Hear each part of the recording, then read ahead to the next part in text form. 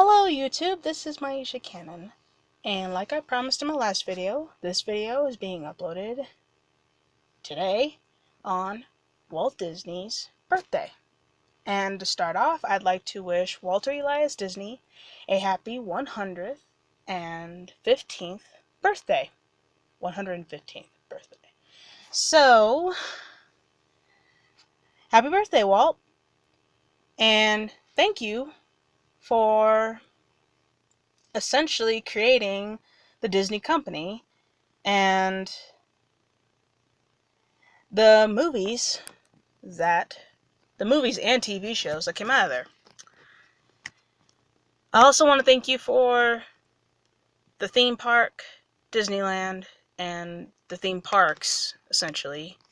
Because you started Walt Disney World but never lived to see it finished, sadly. And,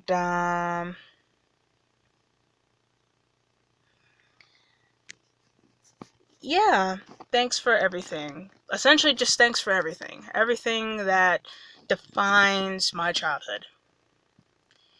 Because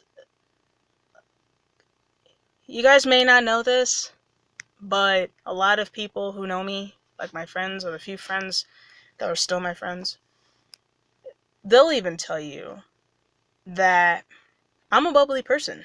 And just right now I'm in the closet and it's hot, so I'm not really that bubbly because I'm trying not to sweat.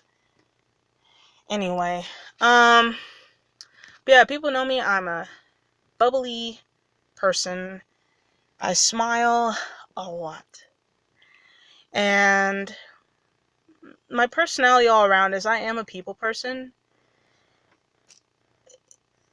It's just that, like I said, it's just, there's just those people that, no matter what you do, they just ruin your day. But it's whatever.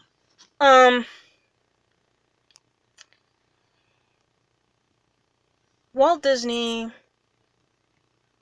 in a way, like I said, does define my childhood because I had a great childhood.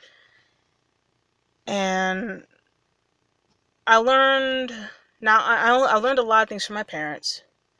But it turns out there are some things that you do have to learn on your own, like how to dream and how to hold on to your dreams.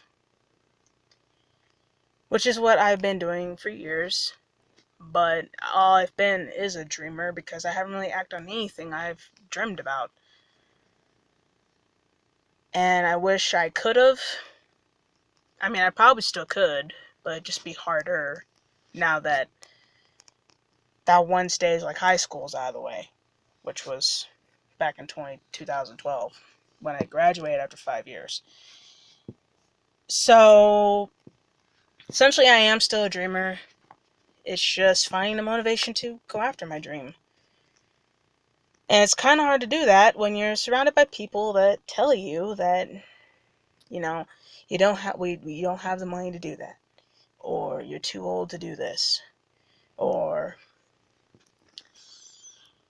you just can't. And it sucks that people tell you that. I mean, they tell you the excuse, I'm just looking out for you because if you fail, it's whatever. So I'm like, oh yeah, okay. But then I have recently been researching on Walter Elias Disney and found out that he was surrounded by the very same people, but it was his family. In some cases. Not all cases, some cases. Like his brother thought he was crazy when he thought of Disneyland. Or the people who were his distributors for his movies. They all thought, like when he made Snow White, a lot of people were telling him that he was crazy, thinking that someone would sit through a 90-minute cartoon. Not only that, but in color, like bright, vivid colors. And Walt said, okay. And he shows them anyway. Showed him that, yeah, it can be done. I mean, he came out with the first cartoon to have sound, and that was Steamboat Willie. Which, I'm like, okay. You think they learned from that after so first Steamboat Willie, then Snow White was a hit. Then he kept making hit after hit after hit. And when he finally came up to Disneyland, it was like people thought he was crazy. And I'm sitting here reading the books, I'm listening to documentaries, and I'm like, have you guys not learned from the last things he ever did? If he was so certain about something, it means it was going to work. And that's what he would say, it's gonna work. Like, that's the compliment he gave all his animators, everybody at studio was, that'll work. And sure enough, it works. Like, when Fantasia, Dumbo, Bambi, and all them first came out, yeah, it didn't make a big hit. But look at the resales. When they re-released it, made a hit. Fantasia is still, people are watching Fantasia like it's nothing. Like, they're like, oh my god, this is so amazing. You know? They even came out with Fantasia 2000, and they used the songs that were originally going in the first Fantasia, but didn't have room to do it. So it's amazing how far Walt's dreams went, and how they continue to grow even beyond his death. And then on top of that, I think it's funny how,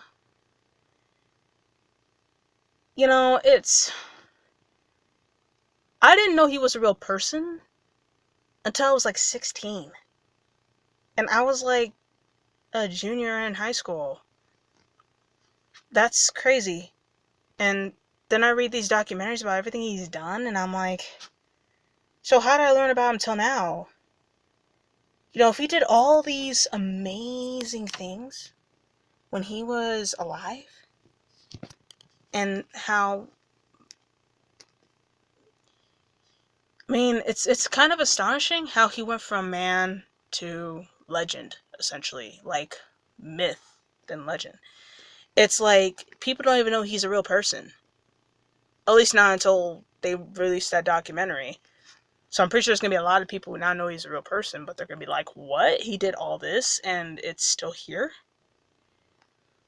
His dream is still growing to this day and he's not even alive? Like, this is amazing. And on top of that, it's he still holds the record of Academy Awards, or the number of Academies he won, which was like 32, I want to say. Which is still insane.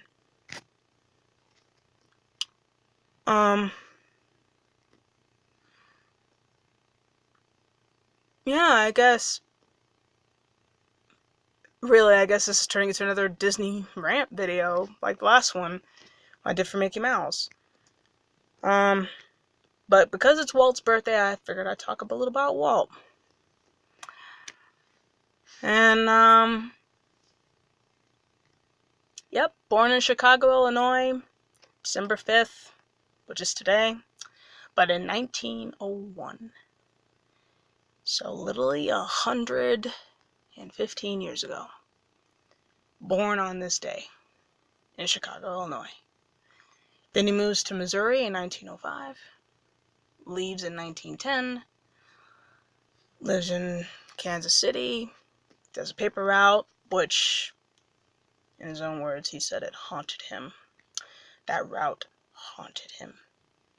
That's how traumatizing I guess it was. Maybe it's because it was his dad. Because back in the day, apparently child brutality wasn't a thing back in the day, because, the dads were the instigators. They were the people who made sure the rules were followed strictly, and the women were just there to feed you, clothe you, and give you a place to stay, essentially. Nurturing, essentially. Dads were like the punishment executioner kind of people. So anyway, yeah, Walt said he was traumatized by his paper route, and it's what's said in a book by Neil Gabler called Walt Disney, The Triumph of the American Imagination, or something like that. And it's kind of shocking to hear that even as an adult, he had nightmares of his childhood. Like, he really didn't have a childhood. He worked all the time. And then I think about our era, and I'm like, we're privileged to even, I don't know. I don't even know what I'm saying at this point. But anyway, yeah, so then he goes to serve in World War I believe 1919, I guess towards the end, of the war because he's only in it for like a year. Delisted or what's that fancy word they use? I'm pretty sure you guys can leave a comment to let me know what it is. Oh, discharged. There we go. It was discharged. He got discharged from the army after being in it for a year, and I actually did the ambulance corps because he was too young to be in the army. So then he goes back to Kansas City instead of Chicago. He goes back to Kansas City to become an artist. Starts his own company after he gets laid off from the ad company, the Kansas City ad company, film ad company, I mean. Starts up Laugh-O-Gram, loses that in 1922-23.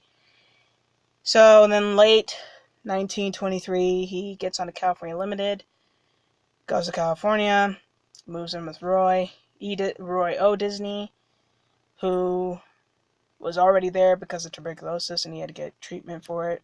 So he's at a sanitarium.